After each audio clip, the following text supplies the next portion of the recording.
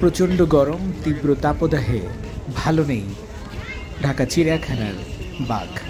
4টি বাঘ রয়েছে, 4টি বাঘই তাদের নির্ধারিত খাঁচার মধ্যে না থেকে বাইরে তারা বিশ্রাম নিচ্ছে ছায়াতে। সরজমিনে যে দেখা যায় যেখানে তারা অবস্থান করে খাঁচা, সেখানে প্রচণ্ড গরম, নেই ফ্যানের ব্যবস্থা, পানি না থাকায় ঠিকমতো গোসল দিতে পারছে না, খাবার সংকটও রয়েছে এবং চারপাশে যে পুকুরের মতো নালা রয়েছে সেখানে অপরিষ্কার নোংরা পানি। কোথায় থাকবে, কোথায় গোসল দিবে বাঘ? তাই গাছের বা প্রকৃতির এই ছায়াই ভরসা রয়্যাল বেঙ্গল টাইগারের। এমন নিদারুণ সমস্যায় ভুগছে প্রত্যেকটি প্রাণী।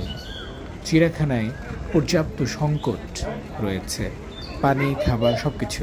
এদিকে সিংহের খাঁচাতে গিয়েও দেখা যায় একটি মাত্র সিংহী, সে কাহিল অবস্থা। প্রচণ্ড গরম, এক ফোঁটা পানি নেই, গোসলের জন্য নেই, খাবারের জন্য নেই, খাবারও নেই, যে কারণে তীব্র সংকটে এবং অবলাই প্রাণী আশ্রয় নিয়েছে গাছের নিচে, ছায়াতে বিশ্রাম নিচ্ছিল এবং মুখ হা করে সে শ্বাস নিচ্ছিল। বোঝাই যাচ্ছিল শ্বাসকষ্ট কিংবা ভীষণভাবে কষ্টে আছে সিংহী।